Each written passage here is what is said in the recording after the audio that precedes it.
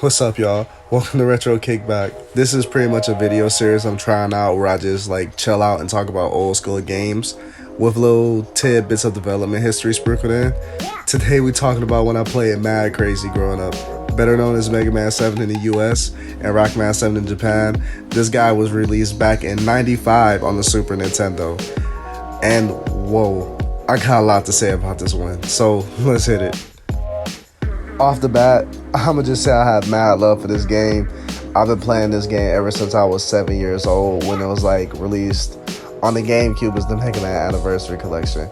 Now I know this game gets a little bit of flack for some of the gameplay changes that is made in comparison to like the first 6 games, but that's enough about me reminiscing. Let's get into the game. In the game, you play as Mega Man as he attempts to stop Dr. Wily after his 4 robot masters and base break him out of prison. After completing the game's intro stage, you can select one of 4 robot masters to retire and 4 more once you defeat the first 4. One thing I was kind of alluding to earlier was the fact that the gameplay is very similar to the NES games.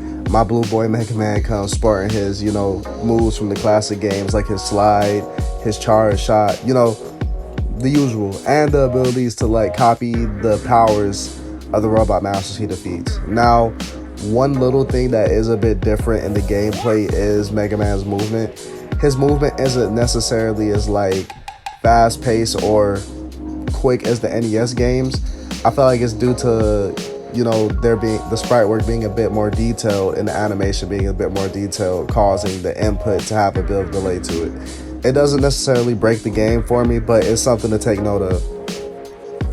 One aspect I really enjoyed about the game, however, was like kind of how you can use the boss weapons to open up passageways and stages to find like hidden collectibles, hidden areas, and like whole hidden bosses. That's something I thought was really cool and like very much well executed, considering that the game only has about 12 stages in total. But basically what I'm trying to say is it really helps pad the game's overall length out, and that for me adds to the game's overall value in a very positive way. Another thing that I very much enjoyed about the game was the music.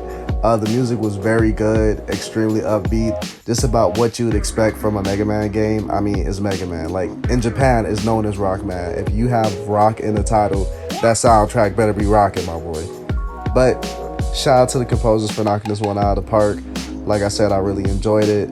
I do not mess with bad video game music. If I'm gonna be playing a game for hours and that soundtrack is butt, I'm having a bad time, straight up. I will literally not play a game if the soundtrack is bad. That's how serious I am about this. And to be honest, another thing I really think this game doesn't get enough credit for is how great it looks. Like, the presentation overall is really, really good. It is some of the best sprite work I've seen on the Super Nintendo. Like, the sprites are very detailed, the animations look very nice, everything is mad colorful and pops.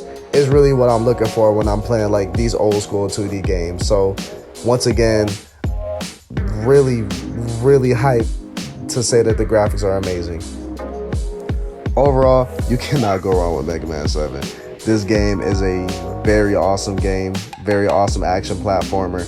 It's a little weird when you're comparing it to like the other games in the series, especially the first 6, but I'll recommend it. Don't believe the hate, y'all. Don't fall for the hate. It's an amazing game. God tier. Coming from your boy right here. So enough about me going crazy, talking about how much I love this game. I want to throw a little bit of trivia at y'all about this one.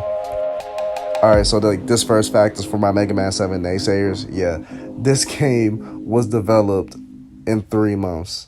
So think about how crazy that is. Games are not developed in that short of a time.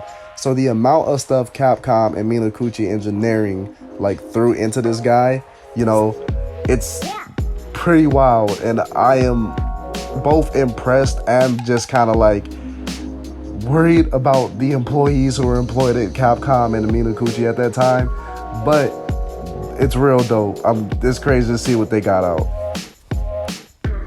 Another thing that I kind of alluded to in the first fact is The game was co-developed between Minakuchi Engineering and Capcom. And that was like, the whole point of that happening was so that a new Mega Man game was released every December because Capcom had a mandate to release a new Mega Man game around that time. Mega Man 11's producer Katsuhiro Shueisha was the programmer on the game. Also, apologies in advance for destroying this man's name. It is not on purpose. But his favorite stage was Freeze Man stage. Basically, he would start this stage initially to hurry up and get it out of the way because he hated it so much. He thinks ice stages in video games are the absolute worst. And I kind of agree with him, but long story short, he ended up playing the stage so much that it eventually became one of his favorites. But that about wraps it up on my thoughts about this game and the little trivia I threw in. I really enjoyed making this video for you guys. It was really fun. I know this game gets a lot of heat in the Mega Man community, but despite its flaws, I still love it a lot. And just being 100% honest with y'all, I'm always stand by this game. This game was a very pivotal piece of my childhood. I have mad nostalgia for it, and I'm always willing to come back to it. But that's just me. The comment section is free for you guys to chat up on how you feel about it. But that, like I said, that about wraps up the video. Hit the like and subscribe buttons, and be on the lookout for more content. I definitely will have some shooting y'all way soon. Peace.